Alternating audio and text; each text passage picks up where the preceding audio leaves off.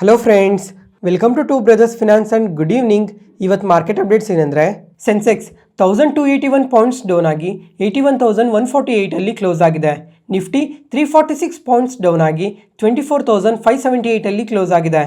Bank Nifty 442 points down ಆಗಿ 54,940 close ಆಗಿದೆ. Friends, ಇವತ್ತು ಮಾರ್ಕೆಟ್ ನೋಡಿದ್ರಾ ತುಂಬಾ ಫಾಲ್ ಆಗಿದೆ. ಅದೂ ಬರೀ ಲಾರ್ಜ್ ಕ್ಯಾಪ್ಸ್ ಮಾತ್ರನೇ, ಮಿಡ್ ಆ್ಯಂಡ್ ಸ್ಮಾಲ್ ಕ್ಯಾಪ್ಸ್ ಆದರೆ ಸ್ವಲ್ಪ ಪಾಸಿಟಿವಲ್ಲೇ ಕ್ಲೋಸ್ ಆಗಿದೆ. ಫ್ರೆಂಡ್ಸ್, ಇವಾಗ ಮಾರ್ಕೆಟ್ ಫಾಲ್ ಆಗಿದೆ ಅಂತ ಮಾರ್ಕೆಟಲ್ಲಿ ಮತ್ತೆ ಯಾವುದೋ ಒಂದು ಅನ್ಸರ್ಟನಿಟೀಸ್ ಬಂದಿದೆ, ಅದರಿಂದ ಮಾರ್ಕೆಟ್ ಫಾಲ್ ಆಗಿದೆ ಅಂತ ಅನ್ಕೊಬೇಡಿ.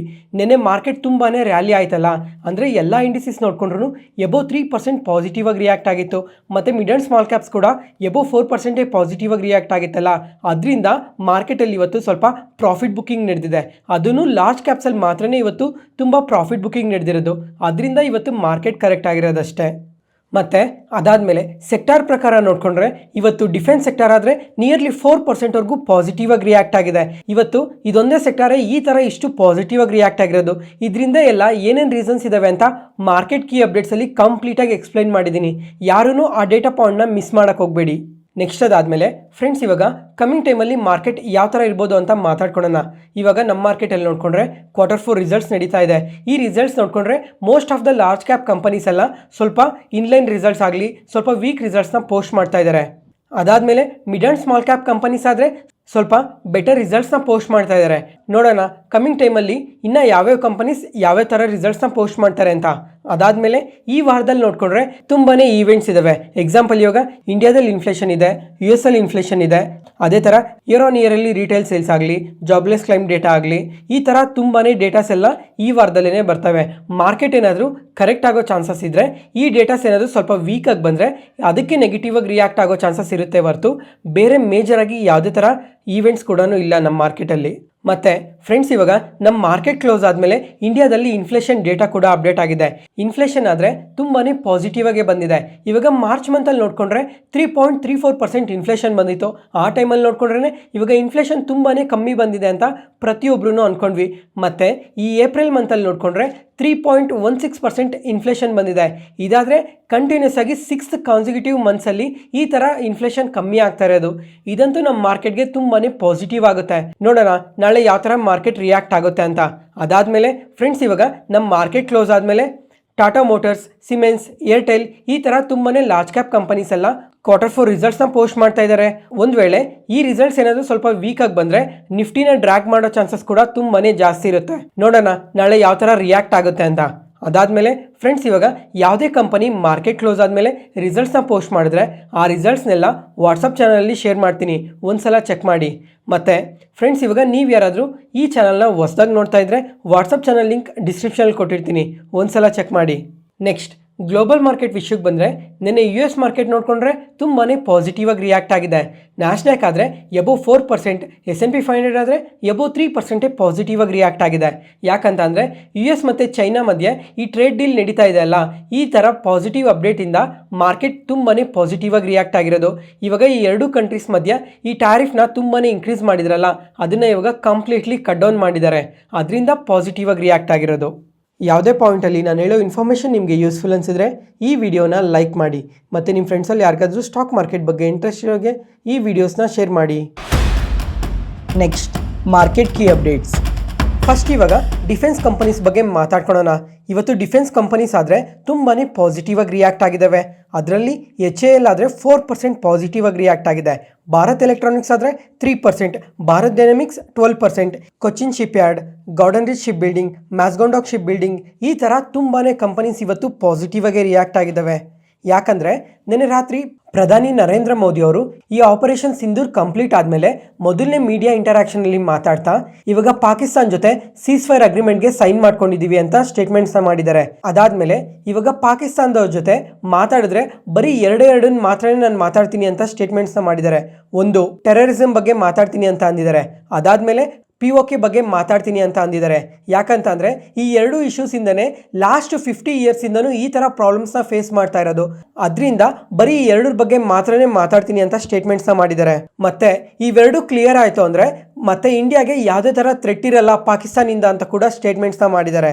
ಇದೇ ಮೀಡಿಯಾ ಇಂಟರಾಕ್ಷನ್ ಅಲ್ಲಿ ಮಾತಾಡ್ತಾ ಡಿಫೆನ್ಸ್ ರಿಲೇಟೆಡ್ ಆಗು ಕೂಡ ತುಂಬಾನೇ ಪಾಸಿಟಿವ್ ಸ್ಟೇಟ್ಮೆಂಟ್ಸ್ ಮಾಡಿದ್ದಾರೆ. ಏನಂತ ಅಂದ್ರೆ ಇವಾಗ ಇಂಡಿಯನ್ ಡಿಫೆನ್ಸ್ ಸಿಸ್ಟಮ್ ನೋಡ್ಕೊಂಡ್ರೆ ತುಂಬಾನೇ ಸ್ಟ್ರಾಂಗ್ ಆಗಿದೆ, ಮತ್ತೆ ಡಿಫೆನ್ಸ್ ಮೆಕ್ಯಾನಿಸಮ್ ನೋಡ್ಕೊಂಡ್ರು ತುಂಬಾನೇ ಸ್ಟ್ರಾಂಗ್ ಆಗಿದೆ ಅಂತ ಸ್ಟೇಟ್ಮೆಂಟ್ಸ್ ಮಾಡಿದ್ದಾರೆ. ಅದಾದ್ಮೇಲೆ ಕಮಿಂಗ್ ಟೈಮಲ್ಲಿ ಮೇಡ್ ಇನ್ ಇಂಡಿಯಾ ಎಕ್ವಿಪ್ಮೆಂಟ್ಸ್ ಇರಬೇಕು ಅಂತ ಹೇಳಿದ್ದಾರೆ. ಇವಾಗ ನೋಡ್ಕೊಂಡ್ರೆ ಇಂಪೋರ್ಟ್ಸ್ ತುಂಬಾನೇ ಇದೆ, ಆ ಇಂಪೋರ್ಟ್ಸ್ನ ಕಮ್ಮಿ ಮಾಡ್ತಾ ಮೇಡ್ ಇನ್ ಇಂಡಿಯಾ ಎಕ್ವಿಪ್ಮೆಂಟ್ಸ್ ಜಾಸ್ತಿ ಆಗಬೇಕು ಅಂತ ಸ್ಟೇಟ್ಮೆಂಟ್ಸ್ನ ಮಾಡಿದ್ದಾರೆ. ಅದರಿಂದನೇ ಇವತ್ತು ನಮ್ಮ ಇಂಡಿಯನ್ ಡಿಫೆನ್ಸ್ ಕಂಪನೀಸ್ ಎಲ್ಲ ಈ ಥರ ಪಾಸಿಟಿವ್ ಆಗಿ ರಿಯಾಕ್ಟ್ ಆಗಿರೋದು. ಮತ್ತೆ ಡಿಫೆನ್ಸ್ ಇಂಡೆಕ್ಸ್ ನೋಡ್ಕೊಂಡ್ರು ನಿಯರ್ಲಿ 4% ಪಾಸಿಟಿವ್ ಆಗಿ ರಿಯಾಕ್ಟ್ ಆಗಿದೆ ಇವತ್ತು. ಮತ್ತೆ ಫ್ರೆಂಡ್ಸ್, ಇವಾಗ ಈ ಡಿಫೆನ್ಸ್ ಕಂಪನೀಸ್ ಬಗ್ಗೆ ತುಂಬ ಸಲನೇ ಮಾತಾಡ್ಕೊಂಡಿದ್ವಿ. ಫ್ರೆಂಡ್ಸ್, ಇವಾಗ ನೀವು ಯಾರಾದರೂ ನನ್ನ ರೆಗ್ಯುಲರ್ ಮಾರ್ಕೆಟ್ ನ್ಯೂಸ್ ಅನಾಲಿಸಿಸ್ ವಿಡಿಯೋಸ್ನ ಪ್ರತಿದಿನ ನೋಡ್ತಾ ಇದ್ರೆ ಒಂದು 2 months ಬ್ಯಾಕ್ ನೆನಪಿದ್ಯಾ? ತಮ್ನೇಲಲ್ಲೂ ಸಹ ಮೆನ್ಷನ್ ಮಾಡಿದ್ದೆ ಈ ಡಿಫೆನ್ಸ್ ಸೆಕ್ಟರ್ ಅಲ್ಲಿ ತುಂಬಾನೇ ಆಪರ್ಚುನಿಟಿ ಇದೆ ಅಂತ ಮೆನ್ಷನ್ ಮಾಡಿದ್ದೆ. ಅವತ್ತು ಸಹ ಕಂಪ್ಲೀಟ್ ಆಗಿ ಮಾತಾಡ್ಕೊಂಡಿದ್ವಿ ಈ ಡಿಫೆನ್ಸ್ ಅಲ್ಲಿ ಕಮಿಂಗ್ ಟೈಮ್ ಅಲ್ಲಿ ಗ್ರೋ ಆಗೋ ಚಾನ್ಸಸ್ ತುಂಬಾನೇ ಜಾಸ್ತಿ ಇದೆ ಅಂತ. ಆ ಪಾಯಿಂಟ್ ಆಫ್ ಟೈಮ್ ಇಂದ ನೋಡ್ಕೊಂಡ್ರೆ ಬರೀ ಈ ಡಿಫೆನ್ಸ್ ಇಂಡೆಕ್ಸ್ ನೋಡ್ಕೊಂಡ್ರೆ 28% ರ್ಯಾಲಿ ಆಗಿದೆ. ಇಂಡಿವಿಜುವಲ್ ಸ್ಟಾಕ್ಸ್ ನೋಡ್ಕೊಂಡ್ರು 30 to 40% ವರ್ಗು ಪಾಸಿಟಿವ್ ಆಗಿ ರಿಯಾಕ್ಟ್ ಆಗಿದೆ. ಮತ್ತೆ ಫ್ರೆಂಡ್ಸ್, ಇವಾಗ ಈ ಡಿಫೆನ್ಸ್ ಕಂಪನೀಸ್ ಅಲ್ಲಿ ಲಾಸ್ಟ್ ಟೈಮ್ ಯಾವಾಗ ಪಾಸಿಟಿವ್ ರ್ಯಾಲಿ ನೋಡಿದ್ವಿ ಹೇಳಿ? ಲಾಸ್ಟ್ ಇಯರ್ ಜುಲೈ ಆ ಟೈಮಲ್ಲಿ ನೋಡಿದ್ವಿ. ಅದಾದ್ಮೇಲೆ ಈ ಓವರ್ ವ್ಯಾಲ್ಯೂಯೇಷನ್ ಕನ್ಸರ್ನ್ ಇಂದ ಕಂಟಿನ್ಯೂಸ್ ಆಗಿ ಕರೆಕ್ಟ್ ಆಗ್ತಾನೆ ಬಂದ್ವು. ಪ್ರತಿಯೊಂದು ಕಂಪನಿ ನೋಡ್ಕೊಂಡ್ರು 40 to 50% ವರ್ಗು ಕರೆಕ್ಟ್ ಆಗಿದ್ವು. ಡಿಫೆನ್ಸ್ ಇಂಡೆಕ್ಸ್ ನೋಡ್ಕೊಂಡ್ರು last year July all time ಐಸಿಂದ 30% ಫಾಲ್ ಆಗಿತ್ತು. ಇವಾಗ ಲಾಸ್ಟ್ 2 months ಅಲ್ಲಿ ನೋಡ್ಕೊಂಡ್ರೆ 28% ಪಾಸಿಟಿವ್ ಆಗಿ ರಿಯಾಕ್ಟ್ ಆಗಿದೆ. ಇದಕ್ಕೆಲ್ಲ ಮಲ್ಟಿಪಲ್ ರೀಸನ್ಸ್ ಇದೆ. ಇವಾಗ ಲಾಸ್ಟ್ 2 months ಬ್ಯಾಕ್ ನೋಡ್ಕೊಂಡ್ರೆ ಯುರೋಪಿಯನ್ ಯೂನಿಯನ್ ಅವರು ಡಿಫೆನ್ಸ್ ಸ್ಪೆಂಡಿಂಗ್ನ ಇನ್ಕ್ರೀಸ್ ಮಾಡ್ತೀವಿ ಅಂತ ಸ್ಟೇಟ್ಮೆಂಟ್ಸ್ನ ಮಾಡಿದ್ರು. ಅದ್ರ ಜೊತೆಗೆ UK ಅವರು ಅದೇ ಥರ ಸ್ಟೇಟ್ಮೆಂಟ್ಸ್ನ ಮಾಡಿದ್ರು. ಅದ್ರ ಜೊತೆಗೆ ಈ ವಾರ್ ಸಿನಾರಿಯೋಸ್ ಇಂದ ಕೂಡ ಡಿಫೆನ್ಸ್ ಕಂಪನೀಸ್ ಎಲ್ಲ ತುಂಬಾನೇ ಪಾಸಿಟಿವ್ ಆಗಿ ರಿಯಾಕ್ಟ್ ಆಗಿದ್ದಾವೆ. ಮತ್ತೆ ಡಿಫೆನ್ಸ್ ಮಿನಿಸ್ಟರ್ ಆದ ರಾಜನಾಥ್ ಸಿಂಗ್ ಅವರಾದರೆ ಲಕ್ನೋ ಅಲ್ಲಿ ಹೊಸ ಬ್ರಹ್ಮೋಸ್ ಪ್ರೊಡಕ್ಷನ್ ಯೂನಿಟ್ನ ಇನಾಗ್ರೇಷನ್ ಕೂಡ ಮಾಡಿದ್ದಾರೆ. ನೆಕ್ಸ್ಟ್ ಅದಾದಮೇಲೆ ಫ್ರೆಂಡ್ಸ್, ಇವಾಗ ಲಾಸ್ಟ್ 6 months ಇಂದ ನಮ್ಮ ಮಾರ್ಕೆಟ್ ನೋಡ್ಕೊಂಡ್ರೆ ಕರೆಕ್ಟ್ ಆಗ್ತಾನೆ ಬರ್ತಾ ಇದೆ. ಇವಾಗ ಪ್ರತಿಯೊಂದು ಇಂಡಿಸಿಸ್ ನೋಡ್ಕೊಂಡ್ರು ಎಬೋವ್ 15% ಕರೆಕ್ಟ್ ಆಗಿತ್ತು. ನಿಫ್ಟಿ, ಸೆನ್ಸೆಕ್ಸ್, ಬ್ಯಾಂಕ್ ನಿಫ್ಟಿ ಆದರೆ 10 to 15% ವರ್ಗು ಫಾಲ್ ಆಗಿದ್ವು. ಮಿಡ್ ಆ್ಯಂಡ್ ಸ್ಮಾಲ್ ಕ್ಯಾಪ್ಸ್ ಆದರೆ 20 to 25% ವರ್ಗು ಫಾಲ್ ಆಗಿದ್ವು. ಆದರೆ ರೀಸೆಂಟಾಗಿ ಮಾರ್ಕೆಟ್ ನೋಡ್ಕೊಂಡ್ರೆ ರಿಕವರ್ ಆಗ್ತಾನೆ ಬರ್ತಾ ಇದೆ. ಇವಾಗ ಆಲ್ ಟೈಮ್ ಐಸಿಂದ ನೋಡ್ಕೊಂಡ್ರೆ ನಿಯರ್ಲಿ ಅರ್ಧಕ್ಕಿಂತ ಜಾಸ್ತಿನೇ ರಿಕವರ್ ಆಗಿದೆ. ಜೊತೆಗೆ ಸೆಕ್ಟಾರ್ ಪ್ರಕಾರ ನೋಡ್ಕೊಂಡ್ರು ಅವಾಗ ಮಾರ್ಕೆಟ್ ಕರೆಕ್ಷನ್ ಅಲ್ಲಾದರೆ ಪ್ರತಿ ಒಂದು ಸೆಕ್ಟಾರೂ 30 to 40% ವರ್ಗು ಕರೆಕ್ಟ್ ಆಗಿದ್ವು. ಇವಾಗ ಮೋಸ್ಟ್ ಆಫ್ ದ ಸೆಕ್ಟಾರ್ ಎಲ್ಲ ರಿಕವರ್ ಆಗಿದ್ದಾವೆ. ಅದ್ರ ಜೊತೆಗೆ ಇಂಡಿವಿಜುವಲ್ ಸ್ಟಾಕ್ಸ್ ನೋಡ್ಕೊಂಡ್ರೆ 50 to 60% ವರ್ಗು ಕರೆಕ್ಟ್ ಆಗಿದ್ವು. ಈ ಸ್ಮಾಲ್ ಕ್ಯಾಪ್ ಕಂಪನೀಸ್ ಎಲ್ಲ, ಆ ಕಂಪನೀಸ್ ಎಲ್ಲ ಇವಾಗ ನಿಯರ್ಲಿ 20 to 25% ವರ್ಗು ಕರೆಕ್ಟ್ ಆಗಿದ್ದಾವೆ. ಅದಾದ್ಮೇಲೆ IPO ಕಂಪನೀಸ್ ಆದರೆ ನಿಯರ್ಲಿ 70 to 80% ವರ್ಗು ಫಾಲ್ ಆಗಿದ್ವು. ಈ ಕಂಪನೀಸ್ ಆದರೆ ಸ್ವಲ್ಪ ರಿಕವರ್ ಆಗಿದ್ದಾವೆ. ಯಾಕಂದ್ರೆ ಈ ಕಂಪನಿ ಬಿಸ್ನೆಸ್ ಅಲ್ಲಿ ಏನಾದರೂ ಸ್ವಲ್ಪ ಸ್ಟ್ರಾಂಗ್ ಗ್ರೋತ್ ಇತ್ತು ಅಂದ್ರೆ ಆ ಕಂಪನೀಸ್ ಆದರೆ ಸ್ವಲ್ಪ ರಿಕವರ್ ಆಗಿದ್ದಾವೆ. ಇನ್ನು ಮಿಕ್ಕಿರೋ ಕಂಪನೀಸ್ ಆದರೆ ಇನ್ನು ರಿಕವರ್ ಆಗ್ದಂಗೆ ಸೈಡ್ ವೇಸ್ ಅಲ್ಲೇನೆ ಇದಾವೆ. ಫ್ರೆಂಡ್ಸ್, ಇವಾಗ ಇಲ್ಲೊಂದು ಇಮೇಜ್ ಇದೆ ನೋಡಿ. ಯಾವ್ಯಾವ ಸೆಕ್ಟರ್ 52 ವೀಕ್ ಹೈಸ್ಗೆ ಎಷ್ಟು ದೂರದಲ್ಲಿದ್ದಾವೆ ಅಂತ ಕ್ಲಿಯರ್ ಆಗಿ ಗೊತ್ತಾಗುತ್ತೆ. ಇವಾಗ ಸೆನ್ಸೆಕ್ಸ್ ಮತ್ತೆ ನಿಫ್ಟಿ ನೋಡ್ಕೊಂಡ್ರೆ ಜಸ್ಟ್ 5% ಗ್ರೋ ಆದರೆ ಮತ್ತೆ ಆಲ್ ಟೈಮ್ ಹೈಸ್ ಟಚ್ ಆಗುತ್ತೆ. ಈ ಡೇಟಾ ವ್ಯಾಲ್ಯೂಸ್ ಎಲ್ಲ ನಿನ್ನೆ ಪ್ರಕಾರ ಕಂಪೇರ್ ಮಾಡ್ಕೊಬೇಕು. ಅದಾದ್ಮೇಲೆ ಸೆಕ್ಟಾರ್ ಪ್ರಕಾರ ನೋಡ್ಕೊಂಡ್ರೆ ಇವಾಗ ಮೀಡಿಯಾ, ರಿಯಾಲಿಟಿ, ಎನರ್ಜಿ ಆದರೆ ಈ 3 ಸೆಕ್ಟಾರ್ಸ್ ಆದರೆ ತುಂಬಾನೇ ಕರೆಕ್ಟ್ ಆಗಿದ್ದಾವೆ. ಇವಾಗ ಫ್ರೆಂಡ್ಸ್ ಒಂದ್ಸಲ ಕೆಳಗಡೆಯಿಂದ ನೋಡಿ. ಮೊದಲನೇದಾಗಿ ಡಿಫೆನ್ಸ್ ಸೆಕ್ಟರ್ ಈಗಾಗಲೇ ಮಾತಾಡ್ಕೊಂಡ್ವಲ್ಲ, ಜುಲೈ ಐಸಿಂದ ನೋಡ್ಕೊಂಡ್ರೆ 30% ಫಾಲ್ ಆಗಿತ್ತು. ಇವಾಗ ರಿಕವರ್ ಆಗ್ತಾ 28% ಆಗಲೇ ರಿಕವರ್ ಆಗಿದೆ. ಇನ್ನು ನಿಯರ್ಲಿ 3% ಪಾಸಿಟಿವ್ ಆಗಿ ರಿಯಾಕ್ಟ್ ಆದರೆ ಮತ್ತೆ ಆಲ್ ಟೈಮ್ ಸ್ಟೆಚ್ ಆಗುತ್ತೆ. ಅದಾದಮೇಲೆ ಟೂರಿಸಂ ಸೆಕ್ಟರ್, ಇನ್ಫ್ರಾಸ್ಟ್ರಕ್ಚರ್, ನಿಫ್ಟಿ 500 ಮತ್ತು ಅದಕ್ಕಿಂತ ಸ್ವಲ್ಪ ಕೆಳಗಡೆ ಹಂಗೆ ನೋಡಿ ಬ್ಯಾಂಕ್ ನಿಫ್ಟಿ ಇದೆ. ಬ್ಯಾಂಕ್ ನಿಫ್ಟಿ ಆದರೆ 52 ವೀಕ್ಸ್ ಐನ ಟಚ್ ಮಾಡ್ತಾ ಇದೆ ಅಂತ ತುಂಬ ಸಲನೇ ಮಾತಾಡ್ಕೊಂಡಿದ್ವಿ. ಇವಾಗ ನಿನ್ನೆ ಕ್ಲೋಸಿಂಗಿಂದ ನೋಡಿಕೊಂಡ್ರೆ ಸ್ವಲ್ಪ ಫಾಲ್ ಆಗಿದೆ ಅಲ್ಲ, ಜಸ್ಟ್ ಇವಾಗ ಎಬೋವ್ 1.5% ಪಾಸಿಟಿವ್ ಆಗಿ ಗ್ರೋ ಆದರೆ ಮತ್ತೆ ಆಲ್ ಟೈಮ್ ಐಸ್ ಟಚ್ ಮಾಡುತ್ತೆ. ಮತ್ತು ಪ್ರೈವೇಟ್ ಬ್ಯಾಂಕ್ಸ್ ಕೂಡ ತುಂಬಾ ಹತ್ತಿರದಲ್ಲಿದ್ದಾವೆ. ಹೆಲ್ತ್ ಕೇರ್ ಇಂಡೆಕ್ಸ್ ಆದರೆ 8% ದೂರದಲ್ಲೇ ಇದೆ. ಮಿಡ್ ಕ್ಯಾಪ್ಸ್ ಆದರೆ 9% ಗ್ರೋ ಆಗಬೇಕಿನ್ನ. ಇನ್ನು ಸ್ಮಾಲ್ ಕ್ಯಾಪ್ಸ್ ಎಲ್ಲಿದೆ ಅಂತ ನೋಡಿಕೊಂಡ್ರೆ ಆಲ್ ಟೈಮ್ ಹೈಸ್ ಟಚ್ ಆಗಬೇಕಂದ್ರೆ ಇನ್ನು 14% ಪಾಸಿಟಿವ್ ಆಗಿ ರಿಯಾಕ್ಟ್ ಆಗಬೇಕು. ಅದರ ಮೇಲೆ ಆಟೋ ಸೆಕ್ಟರ್ ಕೂಡ ಇದೆ. ಆಟೋ ಸೆಕ್ಟರ್ ಆದರೆ 15% ಪಾಸಿಟಿವ್ ಆಗಿ ರಿಯಾಕ್ಟ್ ಆಗಬೇಕು. ಫ್ರೆಂಡ್ಸ್, ಇವಾಗ ಕಂಪ್ಲೀಟ್ ಲಿಸ್ಟ್ನ ನೋಡಿ. ಯಾವ್ಯಾವ ಸೆಕ್ಟರ್ ಇನ್ನು 52 ವೀಕ್ಸ್ ಐಗೆ ಇನ್ನು ಎಷ್ಟು ದೂರ ಇದ್ದಾವೆ ಅಂತ ಕ್ಲಿಯರ್ ಆಗಿ ಗೊತ್ತಾಗುತ್ತೆ. ನೆಕ್ಸ್ಟ್ ಅದಾದಮೇಲೆ ಸಿಪ್ಲಾ. ಈ ಕಂಪನಿ ಇವತ್ತು ನಮ್ಮ ಮಾರ್ಕೆಟ್ ಟೈಮಲ್ಲಿ Q4 ರಿಸಲ್ಟ್ಸ್ನ ಪೋಸ್ಟ್ ಮಾಡಿದ್ದಾರೆ. ಇವ್ರ ರಿಸಲ್ಟ್ಸ್ ನೋಡಿಕೊಂಡ್ರೆ ಇಯರ್ ಆನ್ ಇಯರಲ್ಲಿ ಬೆಟರ್ ರಿಸಲ್ಟ್ಸ್ನ ಪೋಸ್ಟ್ ಮಾಡಿದ್ದಾರೆ. ಆದರೆ ಕ್ವಾರ್ಟರಲ್ಲಿ ನೋಡಿಕೊಂಡ್ರೆ ಸ್ವಲ್ಪ ವೀಕ್ ರಿಸಲ್ಟ್ಸ್ನ ಪೋಸ್ಟ್ ಮಾಡಿದ್ದಾರೆ. ಫಸ್ಟ್ ಇವಾಗ ಈ ರಿಸಲ್ಟ್ಸ್ ನೋಡಿಕೊಂಡ್ರೆ ಇಯರ್ ಆನ್ ಇಯರಲ್ಲಿ ಸೇಲ್ಸ್ 9% ಇನ್ಕ್ರೀಸ್ ಆಗಿದೆ. ಪ್ರಾಫಿಟ್ಸ್ ಆದರೆ 30% ಇನ್ಕ್ರೀಸ್ ಆಗಿದೆ. ಅದೇ ಕ್ವಾರ್ಟರಲ್ಲಿ ನೋಡಿಕೊಂಡಾಗ ರೆವಿನ್ಯೂಸ್ ಮತ್ತು ಪ್ರಾಫಿಟ್ಸಲ್ಲಿ ತುಂಬಾ ಡ್ರಾಪ್ ಇದೆ. ಅದ್ರ ಜೊತೆಗೆ ಕ್ವಾರ್ಟರಲ್ಲಿ ಮಾರ್ಜಿನ್ಸ್ ನೋಡ್ಕೊಂಡ್ರೂ ತುಂಬಾ ಡ್ರಾಪ್ ಇದೆ.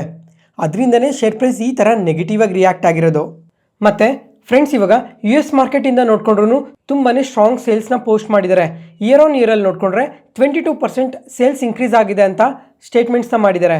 ಅದಾದಮೇಲೆ ಈ ಥರ ರಿಸಲ್ಟ್ಸ್ನ ಪೋಸ್ಟ್ ಮಾಡಿದ್ಮೇಲೆ ಡಿವಿಡೆಂಡ್ನ ಕೂಡ ಅನೌನ್ಸ್ ಮಾಡಿದ್ದಾರೆ.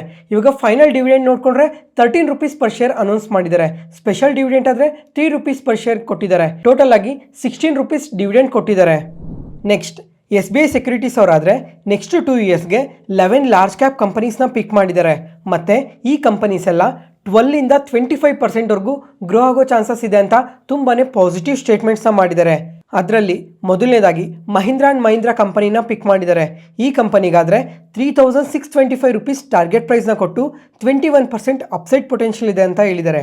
ಮತ್ತೆ ಫ್ರೆಂಡ್ಸ್, ಇವಾಗ ಬರೀ SBI ಸೆಕ್ಯೂರಿಟೀಸ್ ಅವರು ಮಾತ್ರನೇ ಅಲ್ಲ, ರೀಸೆಂಟಾಗಿ ICICI ಸೆಕ್ಯೂರಿಟೀಸ್ ಅವರು ಈ ಮಹೀಂದ್ರಾ ಆ್ಯಂಡ್ ಮಹೀಂದ್ರಾ ಕಂಪನಿನ ಪಿಕ್ ಮಾಡಿದ್ರು ಅಂತ 1 ವೀಕ್ ಬ್ಯಾಕ್ ಮಾರ್ಕೆಟ್ ನ್ಯೂಸಲ್ಲೇ ಮಾತಾಡ್ಕೊಂಡಿದ್ವಿ.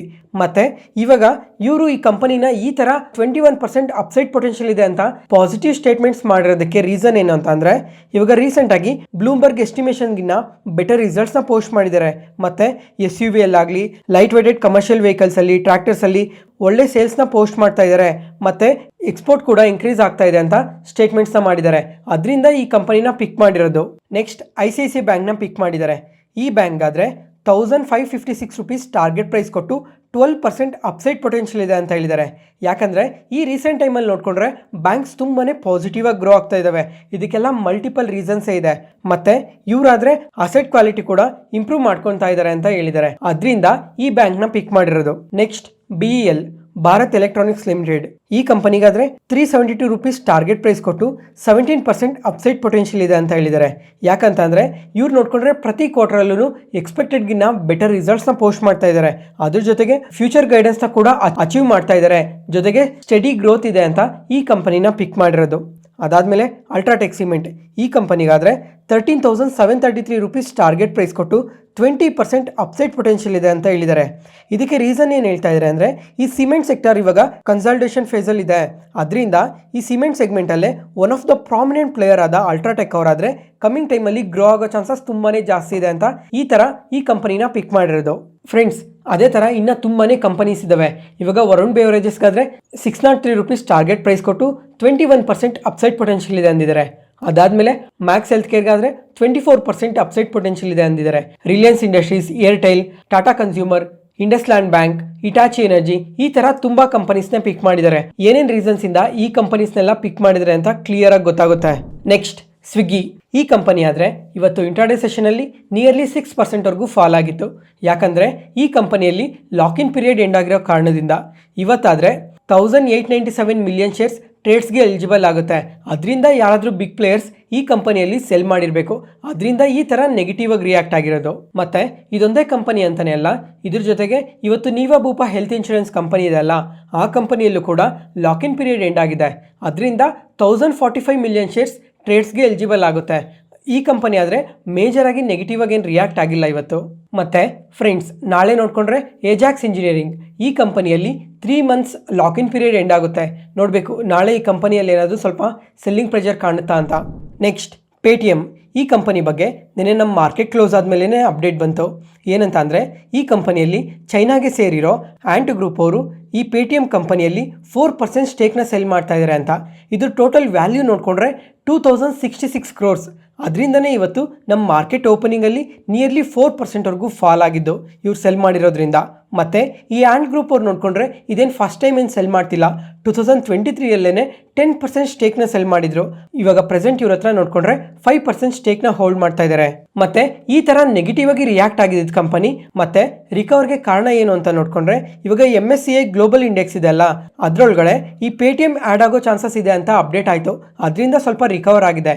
ಬರೀ ಇದೊಂದೇ ಕಂಪನಿ ಅಂತಲೇ ಅಲ್ಲ, ಪ್ರೀಮಿಯರ್ ಎನರ್ಜೀಸ್, ಟಾಟಾ ಟೆಕ್ನಾಲಜೀಸ್ ಈ ಎರಡೂ ಕಂಪನೀಸ್ ಕೂಡ ಎಂಟರ್ ಆಗೋ ಚಾನ್ಸಸ್ ಇದೆ ಅಂತ ಅಪ್ಡೇಟ್ ಆಗಿದೆ. ಅದರಿಂದ ಈ ಪೇಟಿಎಮ್ ಈ ಥರ ರಿಕವರ್ ಆಗಿರೋದು. ನೆಕ್ಸ್ಟ್ ಅದಾದಮೇಲೆ ಇವತ್ತು ನಮ್ಮ ಮಾರ್ಕೆಟ್ ಟೈಮಲ್ಲೇ ಹೀರೋ ಮೋಟರ್ ಕಾಪ್ ಅವರು ಅವ್ರ Q4 ರಿಸಲ್ಟ್ಸ್ನ ಪೋಸ್ಟ್ ಮಾಡಿದ್ದಾರೆ. ಇವ್ರ ರಿಸಲ್ಟ್ಸ್ ನೋಡಿಕೊಂಡ್ರೆ ಎಸ್ಟಿಮೇಟೆಡ್ಗಿನ್ನ ಬೆಟರ್ ರಿಸಲ್ಟ್ಸ್ನ ಪೋಸ್ಟ್ ಮಾಡಿದ್ದಾರೆ. ಅದರಿಂದನೇ ಇವತ್ತು ಇಂಟರ್ಡೇ ಸೆಷನಲ್ಲಿ ನಿಯರ್ಲಿ 2% ಪಾಸಿಟಿವ್ ಆಗಿ ರಿಯಾಕ್ಟ್ ಆಗಿರೋದು. ಇವಾಗ ಇವ್ರ ರಿಸಲ್ಟ್ಸ್ ನೋಡ್ಕೊಂಡ್ರೆ ಇಯರ್ ಆನ್ ಇಯರ್ ಅಲ್ಲಿ ಪ್ರಾಫಿಟ್ಸ್ ಆದ್ರೆ 6% ಇನ್ಕ್ರೀಸ್ ಆಗಿದೆ. ರೆವಿನ್ಯೂಸ್ ಆದ್ರೆ ಎಸ್ಟಿಮೇಟೆಡ್ ಗಿನ್ನ ಬೆಟರ್ ಆಗಿ ಪೋಸ್ಟ್ ಮಾಡಿ ಇಯರ್ ಆನ್ ಇಯರ್ ಅಲ್ಲಿ 14% ಗ್ರೋ ಆಗಿದೆ. ಮತ್ತೆ ಈ ತರ ರಿಸಲ್ಟ್ಸ್ ನ ಪೋಸ್ಟ್ ಮಾಡಿದ್ಮೇಲೆ 40 ರೂಪೀಸ್ ಪರ್ ಶೇರ್ ಡಿವಿಡೆಂಡ್ ನ ಕೂಡ ಅನೌನ್ಸ್ ಮಾಡಿದ್ದಾರೆ. ಇವಾಗ ಈ ತರ ಸ್ಟ್ರಾಂಗ್ ರಿಸಲ್ಟ್ಸ್ ನ ಪೋಸ್ಟ್ ಮಾಡೋದಕ್ಕೆ ರೀಸನ್ ಏನು ಅಂತಂದ್ರೆ ಇವಾಗ ಡಿಮ್ಯಾಂಡ್ ನೋಡ್ಕೊಂಡ್ರೆ ಇವಾಗ ಈ ಪ್ರೀಮಿಯಂ ಮೋಟಾರ್ ಸೈಕಲ್ಸ್ ಅಲ್ಲಿ ಮತ್ತೆ ಸ್ಕೂಟರ್ಸ್ ಅಲ್ಲಿ ಡಿಮ್ಯಾಂಡ್ ರಿಕವರ್ ಆಗ್ತಾ ಇದೆ ಅಂತ ಸ್ಟೇಟ್ಮೆಂಟ್ಸ್ ಮಾಡಿದ್ದಾರೆ. ಇವತ್ತಿಗೆ ಅಪ್ಡೇಟ್ಸ್ ಮುಗೀತು. ಈ ವಿಡಿಯೋ ಇಷ್ಟ ಆದರೆ ಲೈಕ್ ಮಾಡಿ, ಶೇರ್ ಮಾಡಿ, ಸಬ್ಸ್ಕ್ರೈಬ್ ಆಗಿ. ಮತ್ತೆ ನಾಳೆ ಹೊಸ ಸ್ಟಾಕ್ ಮಾರ್ಕೆಟ್ ನ್ಯೂಸ್ ಅನಾಲಿಸಿಸ್ ವಿಡಿಯೋಲಿ ಸಿಗೋಣ. ನಾನು ಹೇಳಿದ್ದ ಇನ್ಫಾರ್ಮೇಷನಲ್ಲಿ ಯಾವುದೇ ಥರ ಡೌಟ್ ಇದ್ದರೂ ಕಮೆಂಟ್ ಸೆಷನಲ್ಲಿ ಕಮೆಂಟ್ ಮಾಡಿ. ಪ್ರತಿಯೊಂದು ಕಮೆಂಟ್ಗೂ ರಿಪ್ಲೈ ಕೊಡ್ತೀನಿ. Thank you.